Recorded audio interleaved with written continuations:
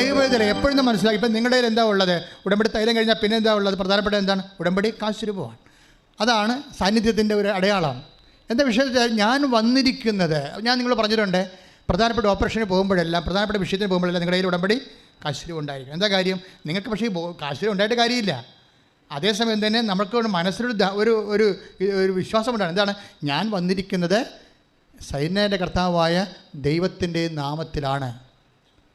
പരിശുദ്ധ അമ്മ, കാര്യം ദൈവത്തിൻ്റെ നാമത്തിൽ പരിശുദ്ധ അമ്മയുടെ മധ്യസ്ഥലൊക്കെ ചെയ്യുമ്പോഴേ എന്താ സംഭവിക്കണത്? നമ്മുടെ കൂടെ ആര് വരും? I will come with you. അതല്ലേ ഉടമ്പടിയുടെ വാഗ്ദാനം, ഞാൻ നിൻ്റെ കൂടെ വരും. ആരാണ്? നീ എവിടെ പോയാലും വരുമെന്ന്. കഴിഞ്ഞ ദിവസങ്ങളിൽ റോഷൻ്റെ സാക്ഷ്യം എന്താണ്? റോഷന് 3 വർഷമായിട്ട് മക്കളില്ല, കോട്ടയംകാരനാണ്, 3 വർഷം മക്കളില്ല.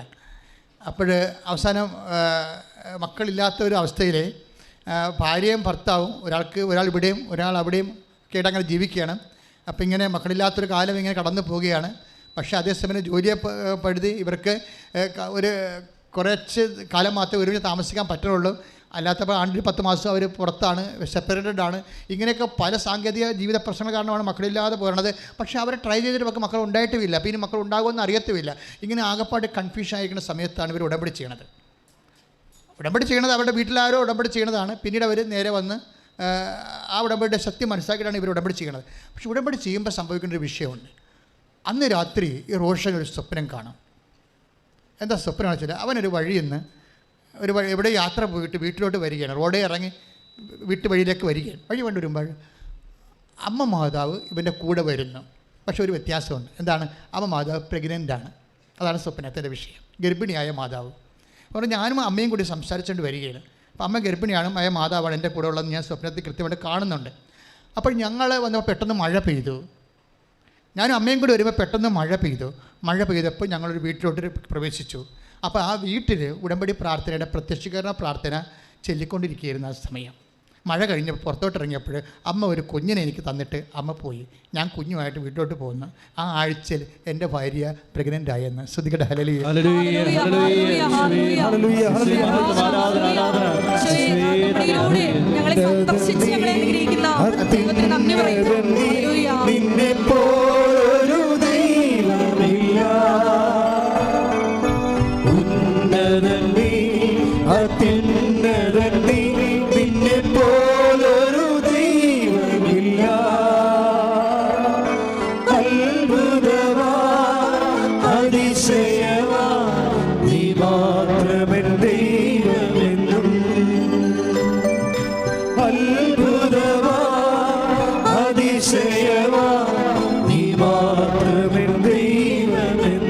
പരിശുദ്ധ പരമ ദിവ്യകാരുണ്യത്തിന്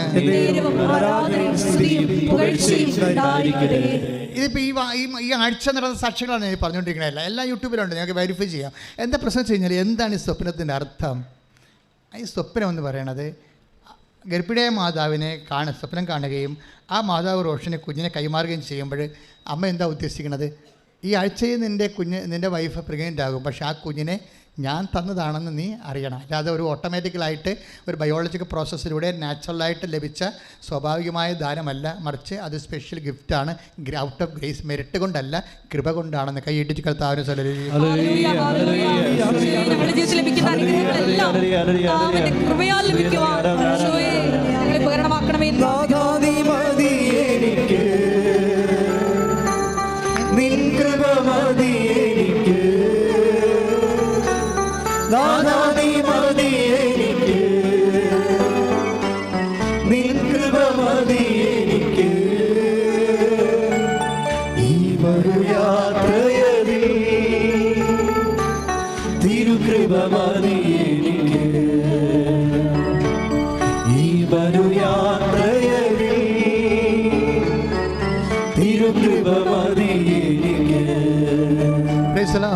ഇതാണ് സാന്നിധ്യം എന്ന് പറയുന്നത്. സ്വപ്നമാണ്. പക്ഷേ സ്വപ്നം എന്ന് പറഞ്ഞാൽ നമ്മളെല്ലാവരും കാണുന്ന തരത്തിലുള്ളൊരു സ്വപ്നമല്ലത്. കാര്യം ഉടമ്പടി കാലത്ത് ദൈവത്തെക്കുറിച്ച് കാണുന്ന സ്വപ്നങ്ങളെല്ലാം, അമ്മയെക്കുറിച്ചോ ഈശോയെക്കുറിച്ചോ ഒത്തിരി പേര് വ്യത്യസ്തങ്ങളായ സ്വപ്നങ്ങൾ ആത്മീയമായി കാണുന്നുണ്ട്. അതിൻ്റെ എല്ലാ വ്യാഖ്യാനം എന്ന് പറയുന്നത് ഈ യോശുവ 1:9 എന്താണ്? നീ ഉടമ്പടി ചെയ്ത വ്യക്തിയാണ്, അതുകൊണ്ട് ഉടമ്പടി പ്രകാരം അവൻ്റെ വാഗ്ദാനമാണ്, I will come with you wherever you go. നീ പോകുന്നിടത്തെല്ലാം ഞാൻ നിൻ്റെ കൂടെ ഉണ്ട്. ആ ദൈവ സാന്നിധ്യമാണ്. അപ്പോൾ നിൻ്റെ കൂടെയുള്ള സാന്നിധ്യം ഉടമ്പടിയുടെ ഏറ്റവും മറ്റ് പ്രാർത്ഥനകൾക്കൊന്നുമില്ലാത്ത ഏറ്റവും വലിയ വാഗ്ദാനമെന്ന് പറയുന്നത് ഈ സാന്നിധ്യമാണ്. നമ്മൾ തൈലം തേക്കണത് പോലും എന്താണ്? ഞാൻ തൈലം തേക്കുന്ന പോലെ ഈ സാന്നിധ്യത്തെ നമ്മൾ തിരിച്ചറിയുകയും പ്രഖ്യാപിക്കുകയും ചെയ്യുന്നതിൻ്റെ കൊണ്ടാണ് നമ്മൾ എന്താണ്, I will give the wide of strength, ഞാൻ കാട്ടുകാളയുടെ ശക്തി നൽകും. അത് എങ്ങനെ ശക്തി നൽകും? ശക്തിന് ധൈര്യമായിരിക്കുക, I will come with you wherever you go, നീ പോകുന്നിടത്തെല്ലാം ഞാൻ കൂടെ ഉണ്ടാകും എന്ന് വെച്ചാൽ സാന്നിധ്യമാണ് ശക്തി.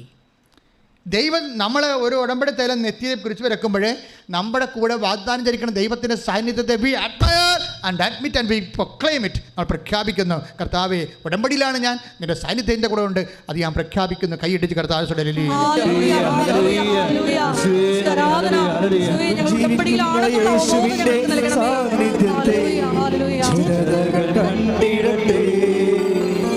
ജീവിക്കുന്ന യേശുവിന്റെ സാന്നിധ്യത്തെ ജനതകൾ കണ്ടിടട്ടെ. കർത്താവിന്റെ കരബലം പൂർണ്ണമായി വെളിപ്പെടും, അത്ഭുതങ്ങൾ സംഭവിക്കട്ടെ. കർത്താവിന്റെ കരബലം പൂർണ്ണമായി വെളിപ്പെടും, അടയാളങ്ങൾ സംഭവിക്കട്ടെ. ഇന്നിവിടെ ഈ നിമിഷം ദൈവശക്തി വെളിപ്പെടട്ടെ. ഇന്നിവിടെ ഈ നിമിഷം ദൈവശക്തി വെളിപ്പെടട്ടെ. ഇന്നും ജീവിക്കുന്ന യേശുവിന്റെ സാന്നിധ്യത്തെ ജനതകൾ കണ്ടിടട്ടെ. ഇന്നും ജീവിക്കുന്ന യേശുവിന്റെ സാന്നിധ്യത്തെ ജനതകൾ കണ്ടിടട്ടെ. ഈ സാന്നിധ്യം, അതായത് 1:9 കൊടുത്ത സാന്നിധ്യം നമ്മൾ എന്തുകൊണ്ടാണ് ഞങ്ങളെ പാപത്തെക്കുറിച്ച് നിങ്ങളോട് അധികം സംസാരിക്കുക, ഉടമ്പടി ധ്യാനത്തിൽ പാപത്തെക്കുറിച്ച് അധികം സംസാരിക്കാറില്ല. കാരണം നവീകരണ ധ്യാനത്തിൻ്റെ സബ്ജക്റ്റാണ്.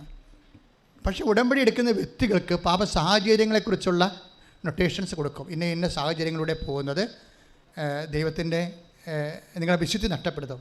എന്താ പ്രശ്നം വെച്ച് കഴിഞ്ഞാൽ, ഈ വിശുദ്ധി ഇല്ലെങ്കിൽ സാന്നിധ്യം ഉണ്ടാകത്തില്ല. കാര്യം മനസ്സിലായില്ലേ? നിങ്ങളെ ഈ സാന്നിധ്യമാണ് പ്രശ്നം.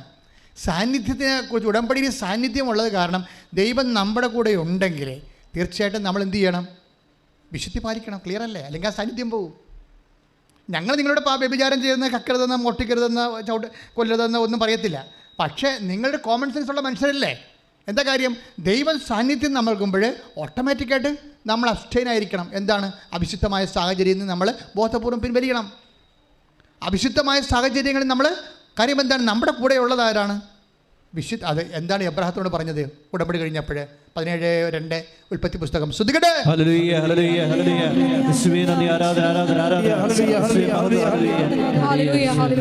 ഉൽപ്പത്തി 17:1. ഉൽപ്പത്തി. സർവശക്തനായ ദൈവമാണ് ഞാൻ. ഒന്ന് പറഞ്ഞേ. സർവശക്തനായ ദൈവമാണ് ഞാൻ. എന്റെ മുമ്പിൽ വ്യാപരിക്കുക, കുറ്റമറ്റവനായി വർത്തിക്കുക. എപ്പോഴും പറഞ്ഞ ആവശ്യമുണ്ടോ? അതായത് ഉടമ്പടി ചെയ്യുമ്പോൾ ദൈവം നമ്മുടെ ബൈസ്റ്റാൻഡറെ പോലെ ദൈവത്തിൻ്റെ സാന്നിധ്യം നമ്മുടെ കൂടെയാണ്. ആ ദൈവത്തിൻ്റെ വിശുദ്ധനായ ദൈവം നമ്മുടെ കൂടെ വസിക്കുമ്പോൾ ഇപ്സഫാത്തോ കോമൺ സെൻസ് ഉള്ള ആർക്കായാലും അറിയാം നമുക്ക് എന്താണ്, നമ്മൾ വിശുദ്ധനായിരിക്കണം. അതുകൊണ്ട് ഞാൻ വിശുദ്ധനായിരിക്കുന്ന പോലെ നിങ്ങളും വിശുദ്ധരായി കർത്താവ് പറഞ്ഞല്ലേ? ലേവ്യർ 11:45. നിങ്ങളുടെ ദൈവമായിരിക്കേണ്ടതിന് പറഞ്ഞു, നിങ്ങളുടെ നിങ്ങളുടെ ദൈവമായിരിക്കേണ്ടതിന് ഈജിപ്തിൽ നിന്ന് നിങ്ങളെ ആനയിച്ച കർത്താവ് ഞാനാകുന്നു. നിങ്ങൾ പരിശുദ്ധരായിരിക്കുവിൻ. എന്തെന്നാൽ ഞാൻ പരിശുദ്ധനാണ്. ഈ സാന്നിധ്യമാണ് പരിശുദ്ധിയെ നമ്മൾ ആവശ്യപ്പെടുന്നത്. ഉടമ്പടി എടുക്കുമ്പോൾ ദൈവത്തിൻ്റെ സാന്നിധ്യം നമ്മുടെ കൂടെ ഉണ്ടാവും. അത് ദൈവത്തിൻ്റെ വാഗ്ദാന പ്രകാരമാണ്. പക്ഷേ ആ സാന്നിധ്യത്തിൻ്റെ സാന്നിധ്യം ഉറപ്പുവരുത്താൻ നമ്മളെന്താ ചെയ്യേണ്ടത്? നമ്മൾ വിശുദ്ധിയിൽ വ്യാപരിക്കണം. മനസ്സിലായോ? ഉടമ്പടി എടുത്തിട്ട് ഇപ്പോൾ കഴിഞ്ഞ ദിവസങ്ങൾ ഒരു ദിവസം എന്നോട് പറഞ്ഞു, അച്ഛാ മകളുടെ കല്യാണം ഒന്നും ശരിയാണില്ല, 2-3 ചെക്കന്മാർ ഒരുമിച്ച് വന്നിട്ടുണ്ട്, ഒരാൾക്ക് എല്ലാവർക്കും നമുക്ക് അക്സെപ്റ്റബിളാണ്, പക്ഷേ ഇതിൽ ആരെയാണ് നമ്മൾ തിരഞ്ഞെടുക്കേണ്ടതെന്ന് അറിയത്തില്ല എന്ന് പറഞ്ഞ് പേരും കൊണ്ടുവന്നു. അപ്പോൾ പേരും കൊണ്ടുവന്നപ്പോൾ ഞാൻ ചോദിച്ചു, ചേച്ചി സാക്ഷ്യമുണ്ടോ? സാക്ഷ്യമുണ്ടെന്ന് പറഞ്ഞു. സാക്ഷ്യം ഇല്ലെങ്കിൽ സന്ദേശം എടുക്കത്തില്ല. കാര്യം ഇവരുടെ ഉടമ്പടി ദൈവം അംഗീകരിച്ചിട്ടില്ല. ദൈവം അത് സാക്ഷ്യം ഭയങ്കര സീരിയസ് ആണ് മക്കളെ. എന്തെങ്കിലും വിഷയം ഉണ്ടാകുമ്പോഴെങ്കിൽ സാക്ഷ്യത്തിന് വില അറിയത്തുള്ളൂ. ഇപ്പം നിങ്ങളിങ്ങനെ കറങ്ങി തിരിഞ്ഞ് നടക്കാം, പക്ഷേ ഒരു ഇഷ്യൂ ഉണ്ടായി ഒരു തീരുമാനം എടുക്കേണ്ടി വരുമ്പോൾ മെസ്സേജ് എടുക്കേണ്ടി വരും. അപ്പോഴാണ് ചോദിക്കുന്നത് സാക്ഷ്യം എന്തെന്ന് ചോദിക്കും. അല്ലാതെ തന്നെ നിങ്ങൾക്കറിയാമല്ലോ, ഒരിക്കൽ സാക്ഷ്യം നിങ്ങൾ പറഞ്ഞ് ദൈവത്തെ മഹത്വപ്പെടുത്താതെ ഒളിച്ച് നടന്നാൽ പിന്നെ സ്വാഭാവികമായിട്ട് അടുത്തൊരു വിഷയം നിങ്ങൾക്ക് വരുമ്പോൾ ദൈവം നിങ്ങളെ സപ്പോർട്ട് ചെയ്യത്തില്ല. കാര്യം എന്താണ്? നിങ്ങൾ വയറ്റിപ്പഴപ്പിന് വേണ്ടി ദൈവത്തെ ദുരുപയോഗിക്കുന്ന ആളാണ്. കാരണം ദൈവത്തെ മഹത്വപ്പെടുത്താൻ നിങ്ങൾക്ക് പോരായ്മയായി നിങ്ങൾ കരുതുന്നു. അതുകൊണ്ട് സ്വാഭാവികമായിട്ട് അടുത്തൊരു ഇഷ്യൂ നിങ്ങൾ ഓർക്കണമെന്ന് വെച്ച് കഴിഞ്ഞാൽ ഇതോടുകൂടി ലോകം അവസാനിക്കും എന്ന് നിങ്ങൾ വിചാരിക്കരുത്. നിങ്ങൾക്ക് ജോലി കിട്ടി, വീട് കിട്ടി, വിവാഹം നടന്നു, ഇതോടുകൂടി ലോകം അവസാനിക്കുമെന്ന് വിചാരിക്കരുത്. നാളെ ഇതിനേക്കാൾ ഇരട്ടി പ്രശ്നം ഉണ്ടാകുമ്പോൾ ദൈവദൃശ്യന് തന്നെ എന്ത് മൊന്തിയായിട്ട് നിങ്ങൾ വരും, അത് ഓർക്കണം. അതുകൊണ്ട് സാക്ഷ്യം പറഞ്ഞ് മാറണം. അതിപ്പോൾ ഇവിടെ അച്ഛനെ കാണാൻ വേണ്ടി തന്നെയല്ല, ദൈവദൃശ്യസ്ഥിതി ഇനിയുള്ള കാലം കൃപയിൽ വ്യാപരിക്കാൻ ഒരു സാക്ഷ്യം ഒരു മസ്റ്റാണ്. ഇപ്പോൾ ഇവിടെ പറയാൻ പറ്റിയ ക്വാളിറ്റി ഇല്ലെങ്കിൽ ഞങ്ങൾ ഒപ്പിട്ട് തരും, അത് നിങ്ങളുടെ കയ്യിൽ ഉണ്ടാകണം. ഇപ്പോൾ ഞാൻ ചേർത്ത് ചോദിച്ച് സാക്ഷ്യം പറഞ്ഞതാണ്, സാക്ഷ്യം പറഞ്ഞില്ല, പറയാൻ ഒപ്പിട്ട് തന്നിട്ടുണ്ടെന്ന് പറഞ്ഞു. അപ്പോൾ ഞാൻ ഒപ്പിട്ട് നോക്കി. അപ്പോൾ നോക്കിയപ്പോൾ സാക്ഷ്യം അവർ പറഞ്ഞിട്ടില്ല, പറയാനുള്ള ക്വാളിറ്റി ഇല്ലെങ്കിൽ ഒപ്പിട്ട് കൊടുത്തിട്ടുണ്ട്. പക്ഷേ ഓർക്കേണ്ടതെന്ന് പ്രശ്നം വെച്ച് കഴിഞ്ഞാൽ ഇവിടെ പറയാൻ പറ്റുന്നില്ലെങ്കിൽ പിന്നെ അത് സെക്കൻഡ് ക്ലാസ് സാക്ഷ്യമായിരിക്കും, ഉടമ്പടിയുടെ ക്വാളിറ്റി ഉണ്ടാകത്തില്ല. അപ്പോൾ പിന്നെ നിങ്ങൾക്ക് കിട്ടുന്ന സമയമൊക്കെ കുറവായിരിക്കും, ഇവിടെ കൗൺസിലിംഗ് കിട്ടുന്ന സമയം കുറവായിരിക്കും. കാര്യം നിങ്ങളത് കുറച്ചുകൂടി പിക്കപ്പ് ചെയ്ത് വരാൻ പറയും. എന്താ പ്രശ്നം വെച്ച് കഴിഞ്ഞാൽ അപ്പോൾ ചേച്ചി ഓക്കെ ആണല്ലോ. അടുത്ത ചോദ്യം വന്നു.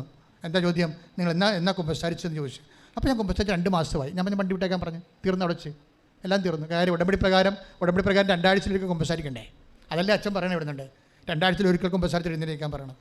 അല്ലെങ്കിൽ മാക്സിമം പോയാൽ 1 മാസം, അതിൻ്റെ അപ്പുറത്ത് പോകാൻ പറ്റത്തില്ല. ചേർത്ത് 2 മാസമായി കുമ്പസാരിച്ചിട്ട്. അപ്പോൾ ഉടമ്പടിയാണെന്ന് പറഞ്ഞ് നടന്നിട്ട് കാര്യമില്ല, നിങ്ങൾ വിശുദ്ധരല്ല. അപ്പോൾ എന്താ പ്രശ്നം വെച്ച് കഴിഞ്ഞാൽ ഇത് ഭയങ്കര സീരിയസ് വിഷയമാണ്. നമ്മൾ കൂടെ കുമ്പസാരിക്കണമെങ്കിൽ നമുക്ക് കുമ്പസാരത്തിൻ്റെ ബോധമുണ്ടാകും. അതനുസരിച്ച് നമ്മൾ പാപത്തെ ഒഴിവാക്കി ജീവിക്കും. അപ്പോൾ കുമ്പസാരത്തിൻ്റെ ആ ഒരു ചൈതന്യം ഇല്ലാത്ത നിങ്ങൾ ഒരു സമൂഹത്തിലാണെങ്കിൽ നിങ്ങൾ തന്നെ മനസ്സാക്ഷിക്ക് ഒപ്പിച്ച് വിശുദ്ധിയോടെ ജീവിക്കാൻ വേണ്ടി ഉടമ്പടിക്കാൻ ശ്രദ്ധിക്കണം. ഒരു സംശയമില്ല കാര്യത്തിലെ. കക്ഷത്തിൽ ഉടമ്പടി ചോദിക്കുമ്പോൾ ദൈവത്തോട് ആലോചന ചോദിക്കത്തില്ലേ? ഇതുപോലെ പ്രാക്കപ്പെട്ടൊരു മനുഷ്യൻ വന്നാൽ എങ്ങനെയാണ് ദൈവം സംസാരിക്കുന്നത്? സംസാരിക്കത്തില്ല. അതാണ് പ്രശ്നം. അതല്ലേ ഇപ്പം ലേവ്യയോട് വായിച്ചത്, ഞാൻ പരിശുദ്ധരായിരിക്കുന്നവരെ നിങ്ങളും പരിശുദ്ധരായിരിക്കാൻ പറയും. അപ്പോൾ അതൊരു വിഷയമാണ്. അത് നിസ്സാര വിഷയമല്ല. ഈ നിങ്ങളുടെ ഹെവി സബ്ജക്റ്റുകളെ കൈകാര്യം ചെയ്യണമെങ്കിൽ വിശുദ്ധി വേണം. ഇപ്പോൾ ജോഷുവ തന്നെ ജനങ്ങളോട് എന്താ പറഞ്ഞത്? നിങ്ങൾ പശ്ചാത്തപിക്കുവേൻ. എന്താ നാളെ നിങ്ങളുടെ ഇടയിൽ കർത്താവ് 3:5 വായിച്ചേ, ശ്രദ്ധിക്കട്ടെ. ജോഷുവ 3:5 ജോഷുവ ജനത്തോട് പറഞ്ഞു, നിങ്ങളെ തന്നെ ശുദ്ധീകരിക്കുവിൻ. നിങ്ങളെ തന്നെ ശുദ്ധീകരിക്കുവിൻ. നാളെ നിങ്ങളുടെ ഇടയിൽ കർത്താവ് അത്ഭുതങ്ങൾ പ്രവർത്തിക്കും. ഇത് ജോഷുവയുടെ അനുഭവമാണ്. വിശുദ്ധീകരിച്ചു കഴിഞ്ഞാൽ അത്ഭുതം പ്രവർത്തിക്കും എന്നുള്ളത് ഉറപ്പാണ്. നിങ്ങൾക്ക് ഉടമ്പടിയിൽ മിറക്കിൾ സംഭവിക്കണോ, നിങ്ങൾ വിശുദ്ധി പാലിക്കാൻ നോക്കണം ഉടമ്പടി പ്രകാരം. അതെപ്പോഴും എന്താ സംഭവിച്ചല്ലേ, നമുക്കറിയാമല്ലോ ജോഷുവയുടെ ജീവിതത്തിൻ്റെ ഏറ്റവും വലിയ പ്രശ്നമാണ് ഈ ജെറീക്കോ കോട്ട തകർത്തത് അല്ലേ. ജെറീക്കോ കോട്ട തകർത്തത്. പക്ഷേ ജെറീക്കോ കോട്ട തകർക്കാൻ വേണ്ടി ജോഷുവയുടെ കയ്യിൽ അധികം പട്ടാളക്കാരൊന്നുമില്ല. അവർ പട്ടാളക്കാരെ ട്രെയിൻഡും അല്ല. അവർ ആകപ്പാടെ ഉള്ള വാഗ്ദാന പേടകമാണ്. ആ സംഭവമാണ്, കർത്താവിൻ്റെ സാന്നിധ്യമാണ്. അത് തോളെ വെച്ചിട്ട് പുരോഹിതന്മാർ 7 പുരോഹിതന്മാർ 14 പുരോഹിതന്മാർ ഇത് തോളെ വെച്ചുകൊണ്ട് ഈശോയെ ദൈവത്തെ സ്തുതിച്ചുകൊണ്ട് ഇത് ചുറ്റും നടക്കും. അത് നടക്കാൻ വേണ്ടി കർത്താവിനെ വിളിച്ചുകൊണ്ട് വേറെ ഒരു ആസ്തിയുമില്ല, വേറെ ഒരു മെരിട്ടുമില്ല. കർത്താവ് മാത്രമാണ് മെരിട്ട്. കാര്യം അവിടെ ഈ ജെറിക്കോ നല്ല സൈന്യം, നല്ല ട്രെയിൻഡ് സോൾജേഴ്സുള്ള സ്ഥലമാണ്, നല്ല നഗരമാണ്, നല്ല ശരിക്കും കോട്ടയാൽ ഭദ്രമായ നഗരമാണ്. അവിടെ ചെല്ലുമ്പോഴെന്താ സംഭവിക്കണത്? ജോഷുവ ഇവർ നടന്ന് ചെല്ലുമ്പോൾ ഒരു സൈന്യാധിപനെ കാണും. ഊരിപ്പിടിച്ച വാളുമായിട്ട് സൈന്യാധിപൻ നിൽക്കുകയാണ്.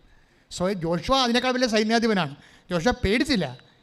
ഇവർ വാഗ്ദാന പേടകമായിട്ട് ചെല്ലുകയാണ്, ജെറിക്കോ കോട്ടയെ സമീപിക്കാൻ പോവുകയാണ്. അപ്പോഴാണ് ഊരിപ്പിടിച്ച വാളുമായിട്ട് സൈന്യാധിപൻ രാക്ഷസനാണ് നിൽക്കുന്നത്. അപ്പോൾ ജോഷുവ പേടിച്ചില്ല, പതറത്തില്ല. പക്ഷെ പതറാതെ ഇവൻ ചോദിക്കും, സത്യം പറ, നീ ഞങ്ങളുടെ പക്ഷത്തോ അതോ ശത്രുപക്ഷത്തോ? അപ്പോഴീ സൈന്യാധിപൻ പറയുന്നൊരു വാക്കുണ്ട്. എന്താ പറയണത്? നീ കാലിലെ ചെരുപ്പൂരി മാറ്റാൻ നോക്ക്. എന്താ കാര്യം? ഞാൻ കർത്താവിൻ്റെ സൈന്യാധിപനാണ്, നീ നിൽക്കുന്ന സ്ഥലം വിശുദ്ധമാണെന്ന്. ജോഷുവ 5:14-15 അതെ. അവൻ പറഞ്ഞു, അല്ല, ഞാൻ കർത്താവിന്റെ സൈന്യാധിപനാണ്. ജോഷുവ സാഷ്ടാംഗം പ്രണമിച്ച് അവനോട് ചോദിച്ചു, അങ്ങ് ഈ ദാസനോട് കൽപ്പിക്കുന്നത് എന്താണ്? കർത്താവിന്റെ സൈന്യാധിപൻ പറഞ്ഞു, നിന്റെ പാദങ്ങളിൽ നിന്ന് ചെരുപ്പ് അഴിച്ചു മാറ്റുക, നീ നിൽക്കുന്ന ഈ സ്ഥലം വിശുദ്ധമാണ്. ജോഷുവ അങ്ങനെ ചെയ്തു. അതായത് ജോഷുവ തന്നെ വിശുദ്ധീകരിച്ചു, അഴുക്ക് മാറ്റിയെന്ന്. അപ്പോൾ എന്താ പ്രശ്നം വെച്ച് കഴിഞ്ഞാൽ, മോസസ് അബിമേലെക്കുമായിട്ട് യുദ്ധം ഉണ്ടായ കാലത്ത് മോസസ് ജോഷുവയോട് പറഞ്ഞൊരു വാക്കുണ്ട്. എന്താ കാര്യം? നമുക്ക് യുദ്ധം ജയിക്കാനുള്ള ശക്തിയില്ല, പക്ഷേ കർത്താവ് യുദ്ധം ചെയ്യും. അതാണ് വിഷയം. കർത്താവ് നമുക്ക് വേണ്ടി യുദ്ധം ചെയ്യും, നമ്മൾ മൗനമായി ഇരുന്നാൽ മതിയെന്ന്. ഇതാണ് വിഷയം വരുന്നത്. അതാണ് പുറപ്പാട് 14:14. ശ്രദ്ധിക്കട്ടെ. ഹല്ലേലൂയ. പുറപ്പാട് 14:14. കർത്താവ് നിങ്ങൾക്ക് വേണ്ടി യുദ്ധം ചെയ്തു കൊള്ളും. കർത്താവ് നിങ്ങൾക്ക് വേണ്ടി യുദ്ധം ചെയ്തു കൊള്ളാം. നിങ്ങൾ ശാന്തരായിരുന്നാൽ മതി. ഈ ശാന്തരായിരുന്നാൽ മതി എന്ന് പറയുമ്പോൾ ഒരു കേവല സൈലൻസ് അല്ല ഉദ്ദേശിക്കുന്നത്, ഒരു വിശുദ്ധീകരിക്കപ്പെട്ട അവസ്ഥയാണ്. ഇപ്പം മനസ്സിലായില്ലേ? നമ്മൾ പുറപ്പാട് 14 യുദ്ധം ചെയ്യുന്ന കർത്താവിനെ കക്ഷി ചേർക്കണമെന്നുണ്ടെങ്കിൽ പുറപ്പാട് 14:14 ജോഷുവ 3:5 3:14-15 കണക്ട് ചെയ്യണം. എന്താണ്? ശാന്തരായിരുന്ന വെറുതെ കൈയും കെട്ടി മരവിച്ച് എവിടെയെങ്കിലും കഞ്ചാവ് പിടിച്ച് ആൾക്കാരെ പോലെ ഇരിക്കണം, പോലെ ഇരുന്നിട്ട് കാര്യമൊന്നുമില്ല. മര്യാദയ്ക്ക് എന്ത് ചെയ്യണം? വിശുദ്ധരായിരിക്കണം, കർത്താവിൻ്റെ കാര്യങ്ങളിൽ വ്യാപൃതരായിരിക്കണം, കർത്താവിൻ്റെ പ്രവർത്തനങ്ങൾ ചെയ്തവരായിരിക്കണം, കർത്താവിൻ്റെ വചനങ്ങൾക്ക് വേണ്ടി സാക്ഷിയുള്ളവരായിരിക്കണം. അങ്ങനെ ശക്തനും വിശുദ്ധനുമായിരിക്കുക എന്ന് പറഞ്ഞാൽ, ശക്തനും ധീരനുമായിരിക്കുക എന്ന് വെച്ചാൽ, കർത്താവിനെ കക്ഷി ചേർക്കുക എന്ന് വെച്ചാൽ അതിൻ്റെ അർത്ഥം സാന്നിധ്യമാണ്. അത് ഉടമ്പടി ലഭിക്കുന്നതാണ്, അത് വിശുദ്ധിയുടെ ബലമാണ്. കൈയിട്ടിച്ച് കർത്താവിനെ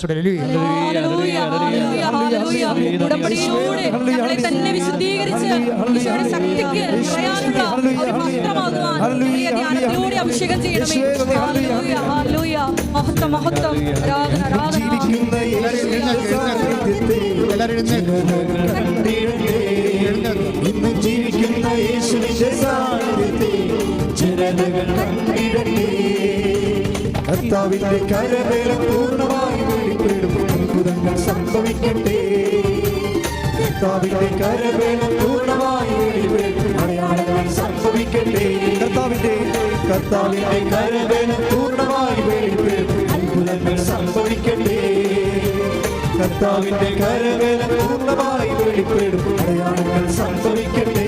ഉയർത്തി ഇന്നിവിടെ ഈ നിമിഷം ദൈവശക്തി വെളിപ്പെടട്ടെ. ഇന്നിവിടെ ഈ നിമിഷം ദൈവശക്തി വെളിപ്പെടട്ടെ. ഇന്നും ജീവിക്കുന്ന യേശുവിന്റെ സാന്നിധ്യത്തെ ജനതകൾ കണ്ടിടട്ടെ. ഇന്നും ജീവിക്കുന്ന യേശുവിന്റെ സാന്നിധ്യത്തെ ജനതകൾ കണ്ടിടട്ടെ. സ്തുതിക്കട്ടെ. ഈ സമയത്തിലൂടെ ഞങ്ങളെ വഴി നടത്തിയ ദൈവസ്നേഹത്തിന് നന്ദി പറയുന്നു. ഈശോയെ, ഞങ്ങളുടെ പാപങ്ങളെ വെറുത്തുപേക്ഷിച്ച് നിന്റെ ശക്തി വന്ന് നിറയുവാൻ ഈശോയെ ഞങ്ങളെ ആരാധനയോടെ ഒരുക്കണമേ എന്ന് പ്രാർത്ഥിക്കുന്നു. ഞങ്ങൾ ദാഹത്തോടെ പ്രാർത്ഥിക്കുന്നു. ഈശോയെ, നിന്റെ കൃപയാൽ ഞങ്ങളെ അഭിഷേകം ചെയ്യണമേ എന്ന് പ്രാർത്ഥിക്കുന്നു. ഈ പോകുന്നിടത്തെല്ലാം ഈശോയോട് കൂടെ ഞാൻ ഉണ്ടായിരിക്കുന്ന അരുളി ചെയ്ത നാഥ, നിന്റെ സാന്നിധ്യം അനുഭവിച്ചറിയാൻ ഞങ്ങളെ അഭിഷേകം ചെയ്യണമേ. ഹല്ലേലൂയ, ഹല്ലേലൂയ, ഹല്ലേലൂയ, ഹല്ലേലൂയ, ആരാധന, ഹല്ലേലൂയ, ഹല്ലേലൂയ, ഹല്ലേലൂയ. നമ്മുടെ കാലയളവിൽ അനുദിനം ശുദ്ധിയിൽ മുന്നേറുവാൻ ഞങ്ങളെ അഭിഷേകം ചെയ്യണമേ എന്ന് പ്രാർത്ഥിക്കുന്നു. സാഹചര്യങ്ങളിൽ നിന്ന് ഒഴിഞ്ഞു മാറുവാൻ ഈശോയെ നിന്റെ കൃപയാൽ ഞങ്ങളെ അഭിഷേകം ചെയ്യണമേ. ഈശോയെ, ഞങ്ങളുടെ ശത്രുപക്ഷത്തിന് നേരെ ഞങ്ങളുടെ കരങ്ങൾ ഉയർത്തി ഞങ്ങൾക്ക് വേണ്ടി സൈന്യാധിപനെ പോലെ യുദ്ധം ചെയ്യണമേ എന്ന് പ്രാർത്ഥിക്കുന്നു. ഈശോയെ, വിശുദ്ധിയാൽ ഞങ്ങളെ അഭിഷേകം ചെയ്യണമേ. ഈശോ, ഞങ്ങൾ ദാഹത്തോടെ പ്രാർത്ഥിക്കുന്നു. ഞങ്ങളുടെ മേൽ വിജയം നിറയ്ക്കണമേ. കൃപയാൽ അനുദിനവും കൃപയാലേ കൃപയാലേ കൃപയാൽ അനുദിനവും ബലഹീനതയിൽ ബലമേകി ബലവാനായോ നടത്തിടുന്നു. ബലഹീനതയിൽ ബലമേകി ബലവാനായോ നടത്തിടുന്നു. കൃപയാലേ കൃപയാലേ കൃപയാൽ അനുദിനവും കൃപയാലേ കൃപയാലേ കൃപയാൽ അനുദിനവും. എന്റെ കൃപ നിനക്കു മതി കർത്താവിൻ തിരുവചനം. എന്റെ കൃപ നിനക്കു മതി കർത്താവിൻ തിരുവചനം. അനശ്വരമായ വചനമതേ അതിശയമായി നടത്തിയിരുന്നു. അനശ്വരമായ വചനമതേ അതിശയമായി നടത്തിയിരുന്നു.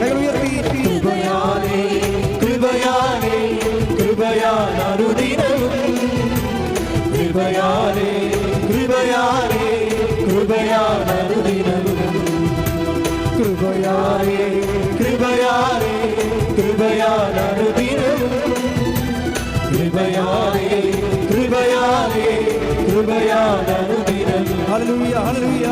ഹല്ലേലൂയ.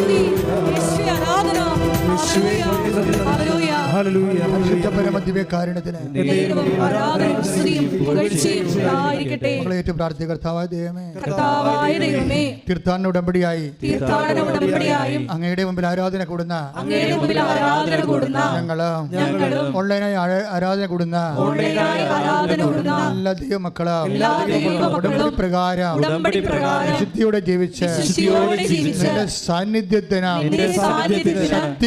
ശക്തിക്കും അർഹരാകുവാൻ അഭിഷേകം ചെയ്യണമേ, അടയാളം നൽകണമേ, സാക്ഷികളാക്കണമേ. ശ്രദ്ധിക്കട്ടെ.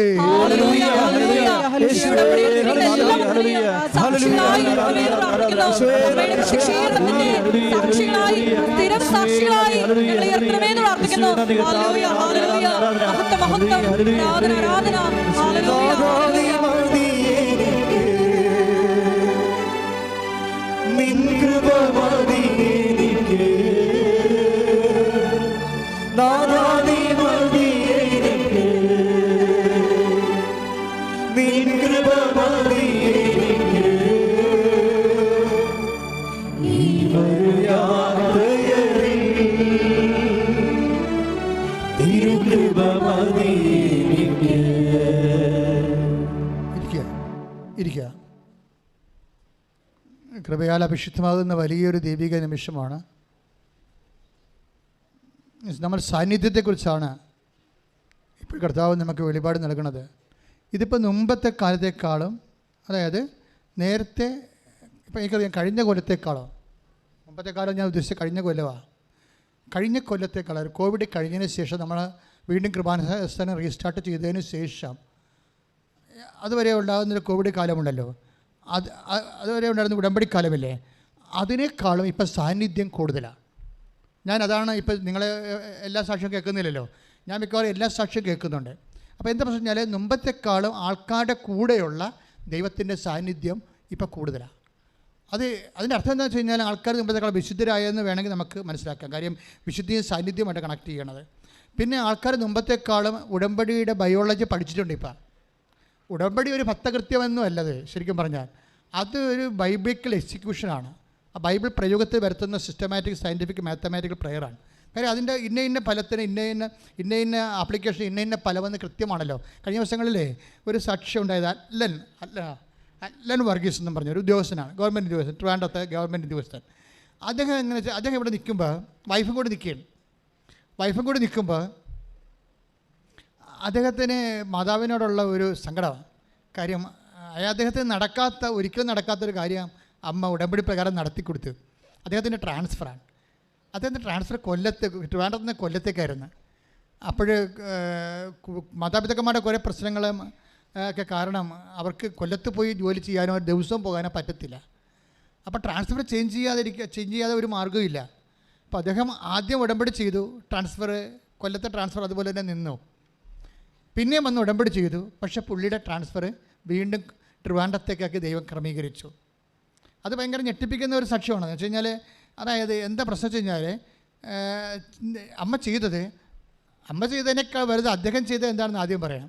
അദ്ദേഹം ആദ്യം ട്രാൻസ്ഫറിന് ഒരിക്കലും അദ്ദേഹത്തിന് ട്രിവാൻഡ്രത്ത് നിന്ന് കൊല്ലത്ത് വന്ന് വർക്ക് ചെയ്യാൻ പറ്റത്തില്ല. അത് കുടുംബത്തിൻ്റെ സാഹചര്യം അതല്ല. അപ്പോൾ എന്താ ചെയ്യണത്? അമ്മ ഇത് മാറ്റിത്തരാതെ ഒരു മാർഗ്ഗവുമില്ല. 90 ദിവസം അദ്ദേഹം പക്ക ഉടമ്പടിയിലാണ് ജീവിക്കണത്. അല്ലാതെ കാര്യങ്ങൾ മനസ്സിലാക്കി പഠിച്ചു വന്ന് ഉടമ്പടി ചെയ്ത ആളാണ്. അല്ലാതെ ആൻറ്റി പറഞ്ഞ അയൽവാസി പറഞ്ഞെന്ന് പറഞ്ഞ് കൂടെ വന്ന് ഉടമ്പടി ചെയ്ത ആളല്ല. അപ്പോൾ അവർക്ക് മണിയാ കിണിയാ എന്തെങ്കിലും ചെയ്തിട്ടും പോര്. അതാണ് അവർ വർക്ക് ചെയ്യാത്തതിൻ്റെ കാരണം. ഇത് കറക്റ്റ് കാര്യങ്ങൾ മാസങ്ങളോളം എടുത്ത് പഠിച്ചിട്ടാണ് ഇവിടെ വന്ന് ഉടമ്പടി ചെയ്തത്. ഉടമ്പടി ചെയ്ത് കഴിഞ്ഞാൽ പക്കായിട്ടാണ് അദ്ദേഹം ഉടമ്പടി എക്സിക്യൂട്ട് ചെയ്യണത്. പക്ഷേ ഇത് വർക്കൗട്ട് ചെയ്തില്ല. പക്ഷേ അപ്പോൾ അത് ഉടമ്പടിയുടെ ഇരിക്കുന്ന വെടിമരുന്ന് എന്താണെന്ന് അദ്ദേഹം കണ്ടുപിടിച്ചു. അതാണ് സംഭവം. ഉടമ്പടി എങ്ങനെ കത്തണമെന്ന് പുള്ളി കണ്ടുപിടിച്ചു. ഉടനെ പുള്ളി ഒരു 3 മാസം ഉടമ്പടി ചെയ്ത് ഉടമ്പടി ജീവിച്ചപ്പോൾ ഉടമ്പടി എങ്ങനെയാണ് കത്തണമെന്നോ അല്ലെങ്കിൽ കത്തിക്കാൻ പറ്റണോ എങ്ങനെയാണെന്ന് കണ്ടുപിടിച്ച് പുള്ളി പുതുക്കി കഴിഞ്ഞപ്പോൾ ഒരു മലക്കം പറഞ്ഞിട്ട് ഇവിടെ പരിശുദ്ധാത്മാവ് വിവേചനം കൊടുത്തു മകനെ ഇങ്ങനെയല്ല കാര്യങ്ങൾ ചെയ്യേണ്ടത്. ഇതിൽ നിൻ്റെ വയറ്റിപ്പഴപ്പാണ് നീ പ്രാധാന്യം വെച്ചിരിക്കുന്നത്. നീ വെക്കേണ്ടത് പരിശുദ്ധാത്മാവിന് പ്രാധാന്യം കൊടുത്തുകൊണ്ട് ഉടമ്പടി ചെയ്യാൻ പറഞ്ഞു. ഉടനെ പുള്ളി ഇത് വിടുന്നപ്പോൾ ഉടമ്പടി പുതുക്കി കഴിഞ്ഞപ്പോൾ ട്രാൻസ്ഫർ 1ാമത്തെ സെക്ഷനിൽ നിന്ന് ട്രാൻസ്ഫർ വെട്ടി അത് 2ാമതാക്കി മാറ്റി. 1ാമത് പുള്ളി പറഞ്ഞു പരിശുദ്ധാത്മാവിൻ്റെ ഫലങ്ങളാൽ അമ്മേ എന്നെ നിറക്കാൻ വേണ്ടി എനിക്ക് വേണ്ടി മധ്യസ്ഥം വഹിക്കണേ. അതാണ് എഡ്യൂക്കേറ്റഡ് ആയിട്ടുള്ള ഉടമ്പടി ചെയ്യുമ്പോൾ ഉണ്ടാകുന്ന ഗുണങ്ങൾ. കാര്യങ്ങൾ അറിഞ്ഞ് അവർ മറമത്തി തൊട്ടേ കളിക്കത്തുള്ളൂ. അവർ ഒന്നുകിൽ ചെയ്യും അല്ലെങ്കിൽ ചെയ്യത്തില്ല. ചെയ്യുമെങ്കിൽ അവർ വെടിപ്പായിട്ട് ചെയ്യും. അതാണ് എഡ്യൂക്കേറ്റഡ് ഓഡിയൻസിൻ്റെ ഒരു പ്രത്യേകത. കാര്യങ്ങൾ എന്താണെന്ന് ടെക്നിക്കുകളുടെ മനസ്സിലാക്കും.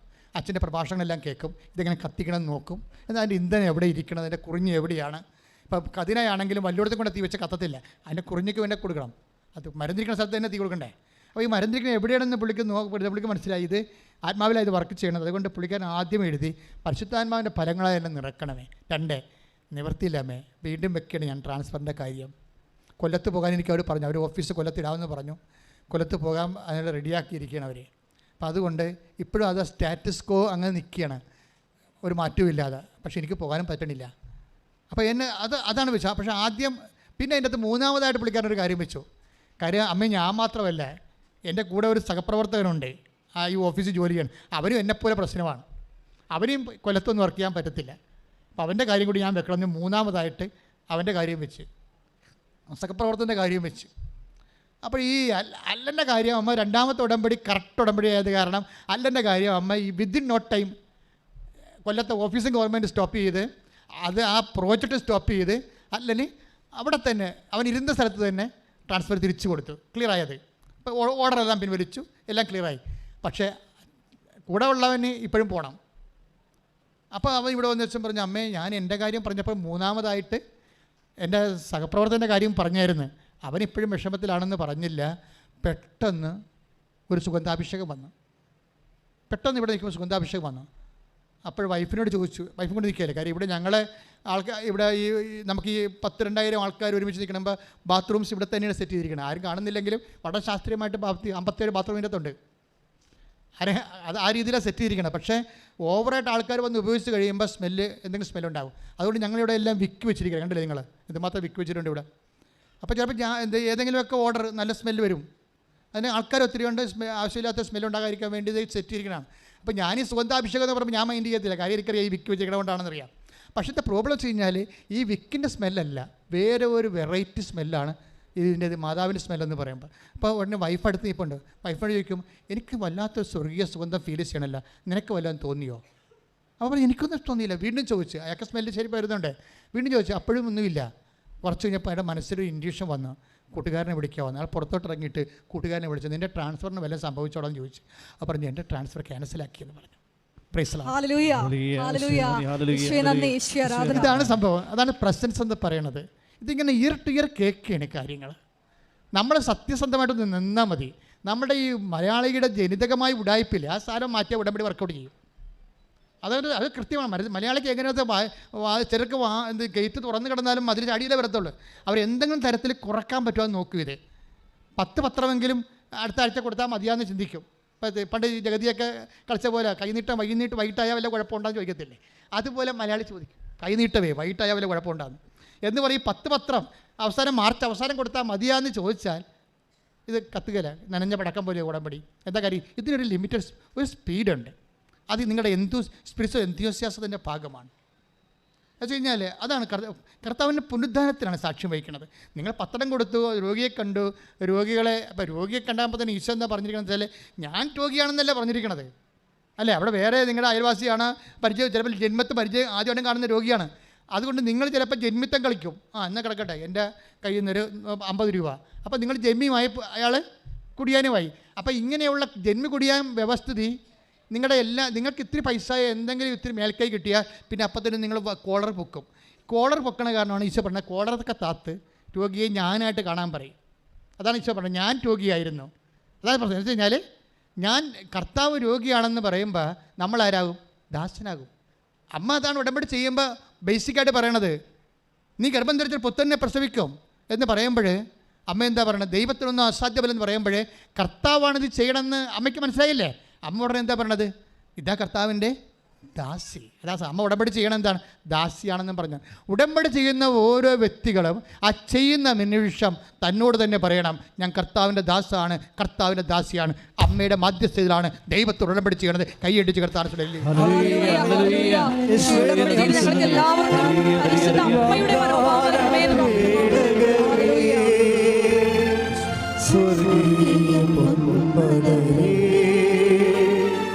കൃപാസനത്തിൻ്റെ അമ്മേ, പ്രസാദമേ സാക്ഷ്യം എന്തുകൊണ്ടാണ് പെട്ടെന്ന് വർക്ക് ചെയ്യണത്? ഇവന് പരിശുദ്ധാത്മാവിൻ്റെ ഫലങ്ങൾ കിട്ടിയ ഉടനെ, പരിശുദ്ധാത്മ ഫലം എന്താണ്? സ്നേഹമാണ്, അല്ലേ? സ്നേഹമാണ്. അതുകൊണ്ടാണല്ലോ അവൻ രക്ഷപ്പെടാത്തതിൽ ഇവന് സങ്കടം വന്നത്. അതുകൊണ്ടാണല്ലോ അമ്മയോട് അവൻ പറഞ്ഞത്, അമ്മ അവൻ്റെ കാര്യം ശരിയായില്ല എന്ന് പറഞ്ഞത്. അപ്പോഴാണ് അമ്മ പറഞ്ഞത്, എൻ്റെ സാന്നിധ്യം നിൻ്റെ കൂടെയുണ്ട്, അവൻ്റെ കാര്യം ശരിയാക്കിയിട്ടുണ്ടെന്ന്. ഇതിന് ഒന്നും പഞ്ഞമില്ല മക്കളെ. ഇതെല്ലാം നിങ്ങൾ വരച്ച വരയിൽ നിങ്ങൾ പറയുന്ന സത്യസന്ധമാണെങ്കിൽ, നിങ്ങൾ ദൈവത്തിൻ്റെ സ്നേഹിതരാണെങ്കിൽ, ആ സ്നേഹത്തിന് വേണ്ടി സാക്ഷ്യം വഹിക്കാനാണ് നിങ്ങൾ ഉടമ്പടി എടുത്തെങ്കിൽ, ആ ലക്ഷ്യം സത്യസന്ധമാണെങ്കിൽ തീർച്ചയായിട്ടും ഉടമ്പടി ഇന്ന് കത്തും, നിന്ന് കത്തും. കൈയിട്ടിച്ച് കർത്താവ്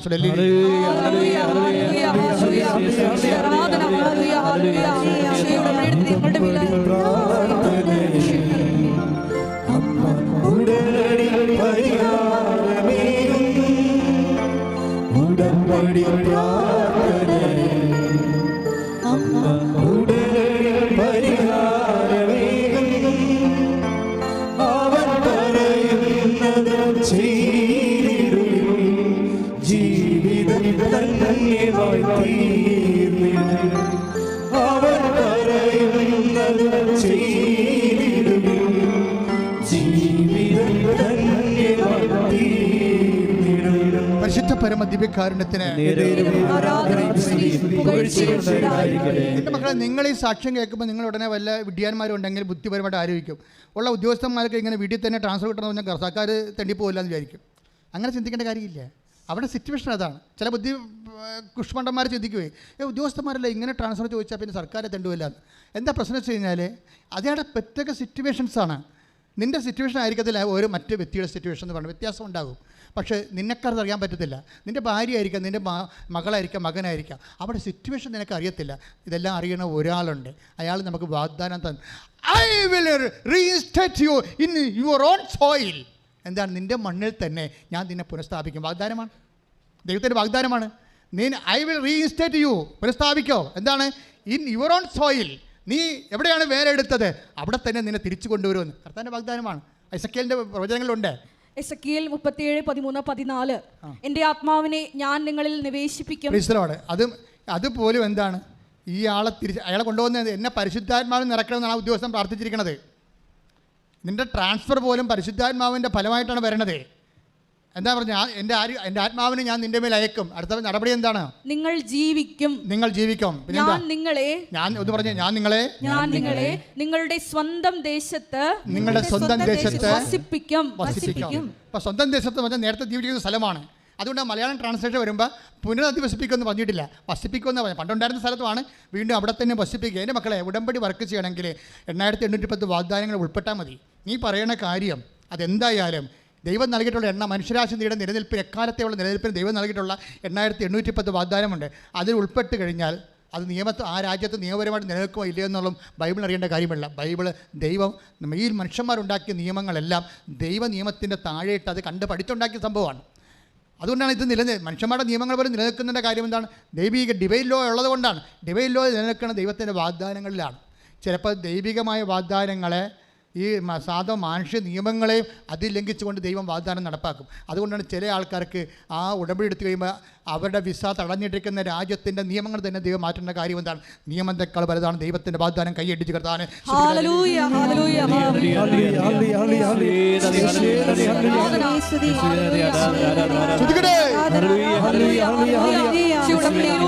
രാജ്യത്തിന്റെ നിയമങ്ങൾ വരെ മാറ്റി ഞങ്ങളെ സ്നേഹത്തിന് നന്ദി പറയുന്നു. ചെയ്തവൻ വാക്കുമാറുമോ? ഇല്ല ഇല്ല ഒരിക്കലുമില്ല, ഇല്ല ഇല്ല ഒരിക്കലുമില്ല. വാക്കുമാറുമില്ല. വാഗ്ദത്തം ചെയ്തവൻ വാക്കുമാറുമോ?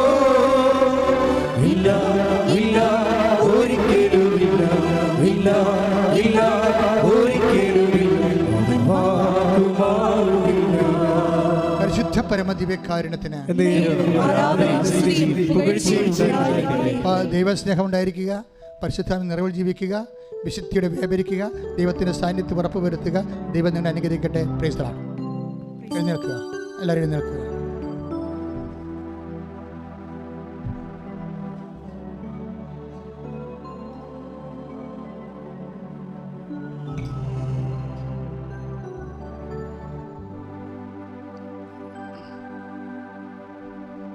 രോഗസൗഖ്യ പ്രാർത്ഥന.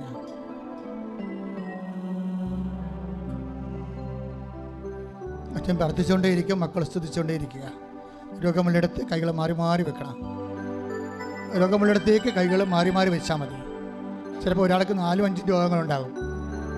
അച്ഛൻ മാതാവിൻ്റെ മധ്യസ്ഥത്തിൽ കൃപ നിറഞ്ഞു നിൽക്കുന്ന ആരാധനയുടെ അഭിഷേക നിമിഷമാണ്. നിന്റെ മക്കൾ സ്തുതിക്കട്ടെ, ഇടിമുഴക്കം പോലെ സ്തുതിക്കട്ടെ. കർത്താവേ, നിന്റെ ഉന്നതമായ നാമത്തിന് സ്വസ്ഥം ചെയ്യുന്ന കർത്താവേ, എൻ്റെ കർത്താവെ വിശുദ്ധ പൗരോഹിത്യത്തെ മഹത്വപ്പെടുത്തണമേ കർത്താവേ. എൻ്റെ കർത്താവെ സഭയിലുള്ള സാന്നിധ്യം പ്രകടമാക്കണമേ കർത്താവേ. 36 കൊല്ലം ഞാൻ അർപ്പിച്ച കൃപാനയുടെ യോഗ്യതയാണ്. കൃപാസ്ഥാനത്താറെ ജീവനോടെ പ്രത്യക്ഷപ്പെട്ട മാതാവിൻ്റെ മാധ്യസ്ഥത്തിലെ മാരകരോഗങ്ങൾ, തീരാവേദികൾ ദൈവനാമത്തിൽ മാറിപ്പോകട്ടെ എന്ന് പ്രാർത്ഥിക്കുന്നു. കർത്താവിൻ്റെ ശക്തികൾക്ക് നടുവേദനക്കാരെ സമർപ്പിച്ച് പ്രാർത്ഥിക്കുന്ന കർത്താവ്, നടുവേദനയ്ക്കുന്ന കർത്താവ്, കിഡ്നി രോഗികളെ സമർപ്പിച്ച് പ്രാർത്ഥിക്കുന്ന കർത്താവ്, കിഡ്നി രോഗികളെ കിഡ്നി ചുളിഞ്ഞു പോയവരെ, കിഡ്നി കർത്താവ് ചുളിഞ്ഞു പോയവരെ, കിഡ്നി ചെറുതായി പോയവരെ, കിഡ്നിയിൽ കല്ലുള്ളവരെ, കിഡ്നിക്ക് വീക്കമുള്ളവരെ, കിഡ്നി മരുന്നാകുന്നവരെ എല്ലാവരെയും കർത്താവ് സ്പർശിക്കട്ടെ. കൈ രോഗമുള്ളിടത്തേക്ക് കൈകൾ മാറ്റി മാറ്റി ശ്രദ്ധിക്കട്ടെ. സ്പോണ്ടിലോസിസിന് അസുഖമുള്ളവരെ സമർപ്പിച്ച് പ്രാർത്ഥിക്കുന്ന കർത്താവ്, തൈറോയ്ഡ് രോഗികളെ സംബന്ധിച്ച് പ്രാർത്ഥിക്കുന്ന കർത്താവെ, കരരോഗികളെ സംബന്ധിച്ച് പ്രാർത്ഥിക്കുന്ന കർത്താവെ, കിഡ്നി രോഗികളെ സംബന്ധിച്ച് പ്രാർത്ഥിക്കുന്ന കർത്താവ്, ശ്വാസകോശ രോഗികളെ കർത്താവ്, ശ്വാസകോശ രോഗികളെ, പതിരയുടെ അസുഖമുള്ളവരെ കർത്താവ്, വലിവ് രോഗികൾ, ആസ്മ രോഗികൾ, അൾസസ് രോഗികൾ, അൾസർ രോഗികൾ കർത്താവ് സംബന്ധിച്ച് പ്രാർത്ഥിക്കുന്ന കർത്താവ്, ഉദര രോഗികളെ കർത്താവ് സംബന്ധിച്ച് പ്രാർത്ഥിക്കുന്ന കർത്താവ്, നിന്റെ തിരുമുറുമാർന്ന് വലതുകരം രോഗികളെ മേൽ വെക്കണമെന്ന് പ്രാർത്ഥിക്കുന്ന ദൈവത്തിൻ്റെ കരുണ മക്കളിലേക്ക് ആവശ്യിക്കട്ടെ പ്രാർത്ഥിക്കുന്ന മക്കളില്ലാത്ത പ്രാർത്ഥിക്കുന്ന കർത്താവ്, കുടൽ രോഗികൾ, അൾസർ രോഗികൾ, അൾസസ് രോഗികളെ കർത്താവിൻ്റെ വിശുദ്ധമായ രഥത്തെ കഴുകപ്പെടട്ടെ. മാരകരോഗങ്ങളെ യേശുനാമത്തിൽ സൗഖ്യമാകട്ടെ എന്ന് പ്രാർത്ഥിക്കുന്ന മക്കളില്ലാത്ത പ്രാർത്ഥിക്കുന്ന കർത്താവ്, കടലുകളെ സംബന്ധിച്ച് പ്രാർത്ഥിക്കുന്ന കർത്താവ്, പാങ്ക്രിയാസ് രോഗികളെ സംബന്ധിച്ച് പ്രാർത്ഥിക്കുന്ന കർത്താവ്, ഭക്ഷ്യരോഗികൾ, ഷുഗർ രോഗികൾ, മെനിഞ്ചസ് അസുഖമുള്ളവരെ സമർപ്പിച്ച് പ്രാർത്ഥിക്കുന്ന മുടിക്കൊഴിച്ചവരെ സംബന്ധിച്ച് പ്രാർത്ഥിക്കുന്ന കർത്താവ്, നടുവേദനക്കാരെ സംബന്ധിച്ച് പ്രാർത്ഥിക്കുന്ന കർത്താവ്, വാതരോഗികൾ കർത്താവ്, ഞരമ്പിന് വീക്കമുള്ളവർ, ഞരമ്പിന് ബ്ലോക്കുള്ളവർ, കാല് മരവിക്കുന്ന സംബന്ധിച്ച് പ്രാർത്ഥിക്കുന്ന കർത്താവ്, മുള്ളൻകാലം ഉച്ചവരെയുള്ള മാരക രോഗങ്ങളെ, തീരാവേദികളെ യേശു ക്രിസ്തുവിന്റെ നാമത്തിൽ മാറിപ്പോകട്ടെ. ശ്രദ്ധിക്കട്ടെ.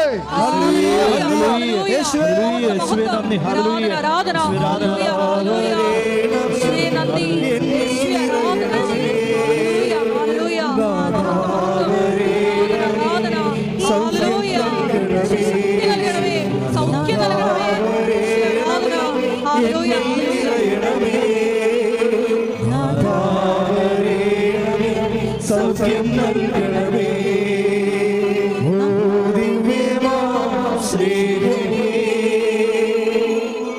ഓ ദിവ്യകാരുണ്യമേ, ഓ ദിവ്യമാം ശ്രീഹരി, ഓ ദിവ്യകാരുണ്യമേ. പരിശുദ്ധ പരമദിവ്യകാരുണ്യത്തിന്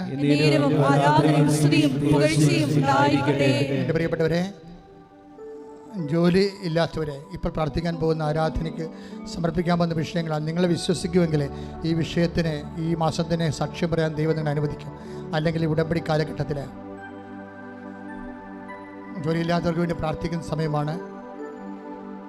വീടില്ലാത്തവരെ, വീട് സ്ഥലവും വഴിയുമില്ലാത്തവരെ, വാടക താമസിക്കുന്നവരെ, ഈ ആഴ്ചയിൽ ഈ മാസത്തിൽ ഇൻ്റർവ്യൂ അറ്റൻഡ് ചെയ്യാൻ പോകുന്നവരെ, ഈ ആഴ്ചയിൽ ട്രാൻസ്ഫറിന് വേണ്ടി ശ്രമിക്കുന്നവർ, ഈ ആഴ്ചയിൽ പരീക്ഷ എഴുതിക്കൊണ്ടിരിക്കുന്ന മക്കള്, പുതിയ SLCക്കാർ പരീക്ഷ എഴുതാൻ പോകുന്നവർ, അവരുടെ മാതാപിതാക്കന്മാരെ ഈ സമയം ആരാധനയിൽ കുഞ്ഞുങ്ങളെ സമർപ്പിച്ചുകൊണ്ട് പ്രാർത്ഥിക്കട്ടെ. ഈ ആഴ്ചയിൽ ഡിഗ്രി പരീക്ഷ എഴുതാൻ പോകുന്നവർ,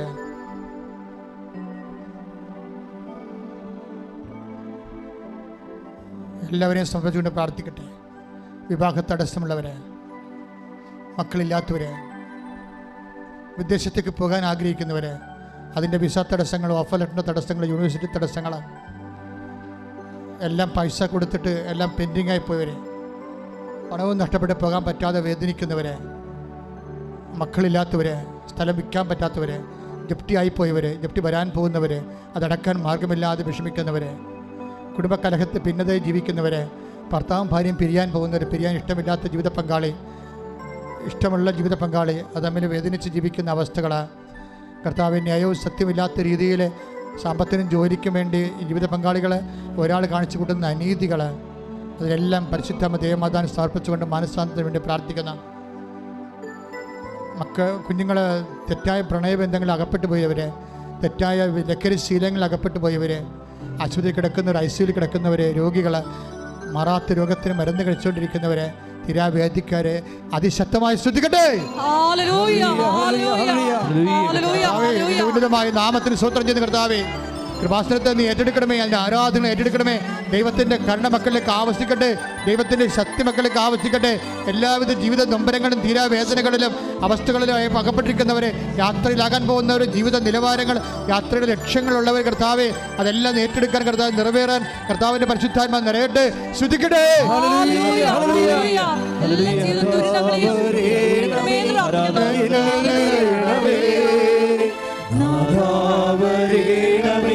സൗഖ്യം നൽകണമേ, നാഥാവരേണമേ, എന്നിൽ നിറയണമേ, നാഥാവരേണമേ, സൗഖ്യം നൽകണമേ. മുട്ടേ നിൽക്കുക. വ്യക്തിപരമായ ആവശ്യങ്ങൾക്ക് വേണ്ടി മൗനമായി പ്രാർത്ഥിക്കുക. എന്തെങ്കിലും കാര്യങ്ങൾ ഇപ്പം മുട്ടേ നിൽക്കാൻ പറ്റാത്ത അവസ്ഥ പോലൊരു കാര്യമാണ്. അങ്ങനെ എന്തെങ്കിലും കാര്യങ്ങൾ അച്ഛനിവിടെ വിട്ടുപോയിട്ടുണ്ടെങ്കിൽ അത് മൗനമായി കൈകൾ കൊപ്പി മാതാവിൻ്റെ മധ്യസ്ഥ അമ്മയ്ക്ക് സമർപ്പിക്കേണ്ട വിഷയമാണ്.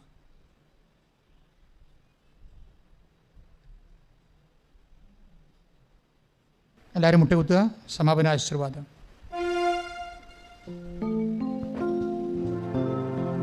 ഒരു നിമിഷം മൗനമായി ഉടമ്പടിയിൽ വെച്ച എല്ലാ വിഷയങ്ങളും പരിശുദ്ധ അമ്മയുടെ മധ്യസ്ഥയിൽ ദിവ്യകാരുണ്യ സന്നിധിയിൽ സമർപ്പിച്ച് പ്രാർത്ഥിക്കാം.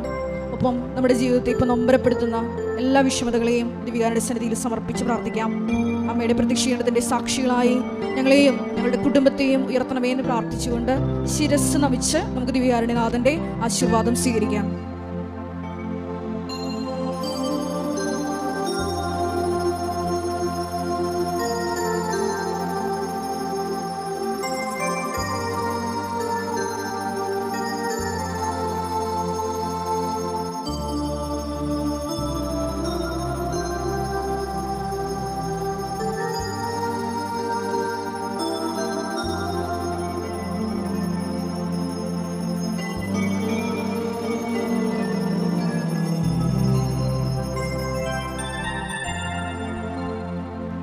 പരിശുദ്ധ പരമ ദിവ്യകാരുണ്യമേ, എന്നുമെന്നും അങ്ങേക്ക് ആരാധന. പരിശുദ്ധ പരമ ദിവ്യകാരുണ്യമേ, എന്നുമെന്നും അങ്ങേക്ക് ആരാധന. പരിശുദ്ധ പരമ ദിവ്യകാരുണ്യമേ, എന്നുമെന്നും അങ്ങേക്ക് ആരാധന.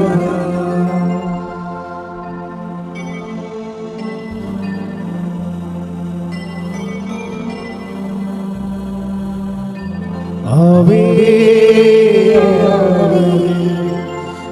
ആവേ മരിയ, ആവേ ആവേ ആവേ മരിയ.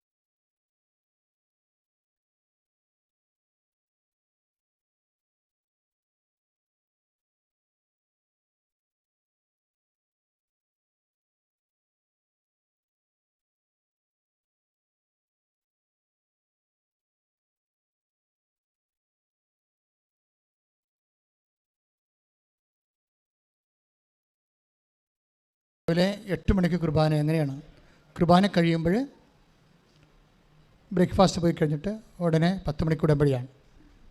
സെക്കൻഡ് ബാച്ച് 2 മണിക്കാണ്. അപ്പോൾ നിങ്ങൾക്ക് ലഞ്ചിന് പോകാൻ സമയമുണ്ട്. ലഞ്ച് കഴിഞ്ഞിട്ട് സെക്കൻഡ് ബാച്ച് ഉള്ളവർ ഉടമ്പടി പുതുക്കാനും ഉടമ്പടി എടുക്കാനുള്ളവർ ലഞ്ച് കഴിഞ്ഞിട്ട് ഉച്ചഭക്ഷണം കഴിച്ച് പുറത്ത് പോയി കഴിച്ച് കഴിഞ്ഞിട്ട് വന്ന് സെക്കൻഡ് ബാച്ചിന് പ്രവേശിക്കാവുന്നതാണ്. അങ്ങനെയാണ് ഞായറാഴ്ചത്തെ ക്രമീകരണം. ഇതിപ്പോൾ കുറച്ച് ദിവസത്തേക്കേ ഉള്ളൂ ഇങ്ങനെ. ചിലപ്പോൾ കുറച്ച് വീണ്ടും ധ്യാനം വ്യാഴാഴ്ചയായിട്ട് മാറും. അതിനെക്കുറിച്ച് അറിയിപ്പുണ്ടാകും.